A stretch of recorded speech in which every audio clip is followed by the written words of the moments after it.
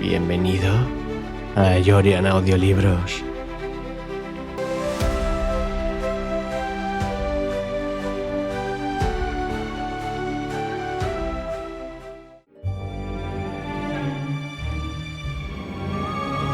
Los suicidios de Pokémon.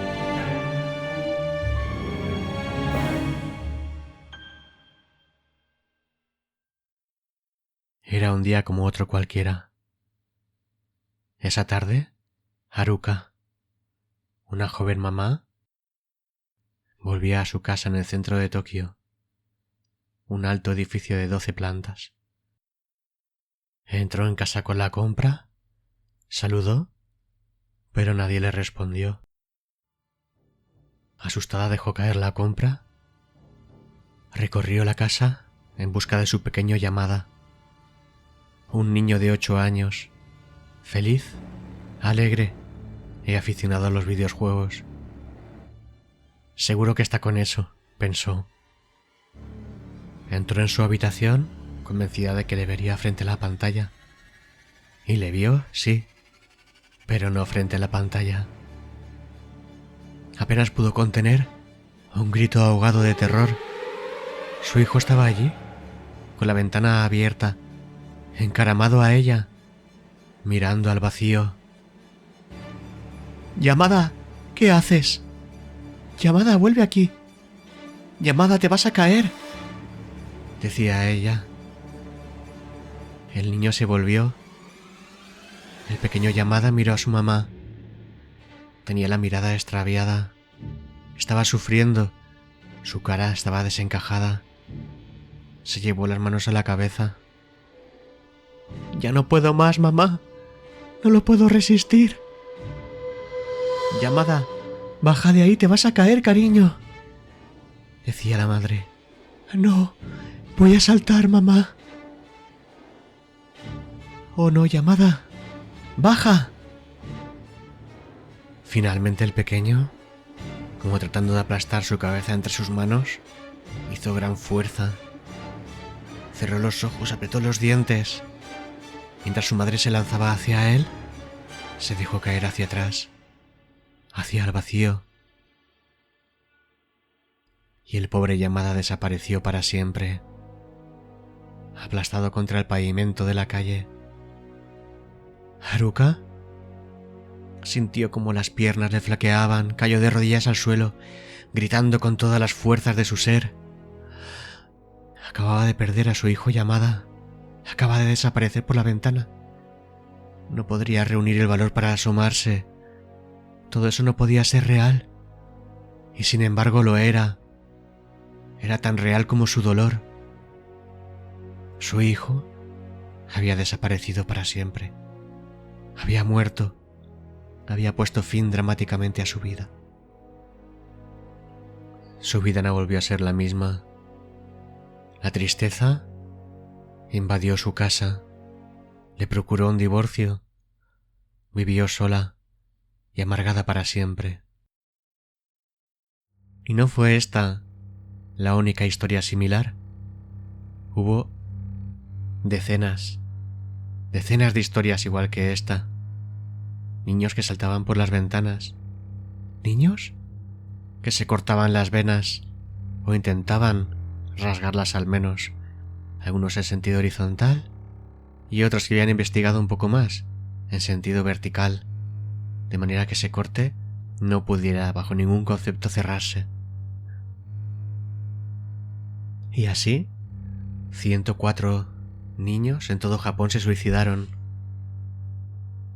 Víctimas de Dios sabía qué. Algo incomprensible. ¿Cómo a esa edad podía ocurrir algo así? 104 suicidios de niños entre 7 y 12 años. En el conocido suceso como los suicidios de Pokémon. Esto ocurrió en 1996. La policía hizo grandes investigaciones, aunque esto no salió a la luz pública. Alguien lo silenció convenientemente. Finalmente, si accedemos a los archivos policiales de la época, veremos cómo la culpa de todo, a quien se culpaba, era, ¿la habéis adivinado?, al videojuego de los Pokémon. Concretamente, una música, una melodía triste y siniestra podéis escuchar en este momento de fondo. ¿Qué ocurre en un momento del juego? Ocurre cuando llegas al pueblo Lavanda.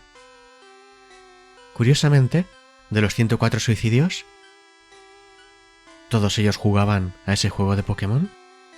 83 de esos niños habían guardado la última partida en el poblado Lavanda.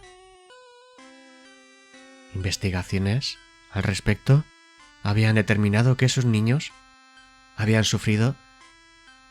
aquejado fuertes dolores de cabeza, habían tenido problemas para dormir, incluso hemorragias nasales, depresión, ideas delirantes, poco propias de niños de esa edad. Quizá por eso Haruka se precipitó en correr a buscarlo por toda la casa. Quizá, en su fuero interno, sabía que había señales de alarma. Pero ¿cómo podía ser esto posible? ¿Cómo podía ser real? ¿Puede una música inducir al suicidio de un niño? ¿Es esto posible? Seguramente diréis que no es posible. ¿Cómo va a ser posible? Sin embargo, una investigación acerca de esta música determinó que emitía unas notas imperceptibles para los adultos, solamente perceptibles en ese rango de edad, en la infancia, hasta aproximadamente los 11, 13 años. ¿Qué había en esas notas? ¿Qué había en esas notas que podía inducir al suicidio? ¿Algo que podía desordenar su mente? ¿Hasta el punto de provocarles esos dolores? ¿Esas hemorragias? ¿Esas ideas de suicidio? Parecería todo esto poco probable. Una tontería, un absurdo. Producto de un investigador que no ha trabajado lo suficiente.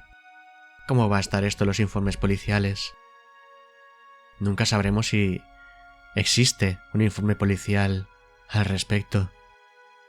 Pero, amigos, lo que sí es cierto es que por algún motivo Nintendo cambió la melodía después. La melodía es la misma, sí, pero no tiene esos tonos agudos que podía escuchar esos niños. Más tarde Nintendo confesó que había modificado la melodía. Sí, lo confirmó. Decía que, al igual que la exposición prolongada a luces y colores puede provocar ataques de epilepsia, determinados sonidos pueden provocar alguna otra clase de mal. No hablaba de daños cerebrales, pero sí sobre dolores de cabeza, mareos o indisposición. ¿Fue este juego el responsable de esos 104 suicidios? ¿Esos 104 niños que dejaron de existir? ¿Fue Nintendo la responsable? Sea como sea, me temo que ya nunca lo sabremos. Pues, según se dice, todas esas copias, las primeras, las originales, fueron todas destruidas.